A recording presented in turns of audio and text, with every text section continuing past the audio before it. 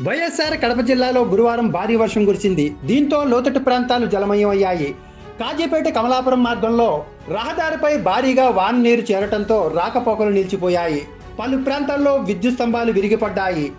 కడప శివారులోని ఫాతిమా కళాశాల సమీపంలో లో లెవెల్ వంతెనపై నుంచి వరద ప్రవహించడంతో వాహనదారులు తీవ్ర అవస్థలు పడ్డారు. వల్లూరు మండలం పైడికలవ నుంచి కడపకు వెళ్లే మార్గంలో వాగు ఉధృతంగా ప్రవహిస్తోంది. గోపాలాపురం గ్రామం వద్ద రైల్వే అండర్ బ్రిడ్జి కిందికి వరద నీరు వచ్చి చేరింది. మరింత విపులంగా ఈ వీడియోలో చూడొచ్చు.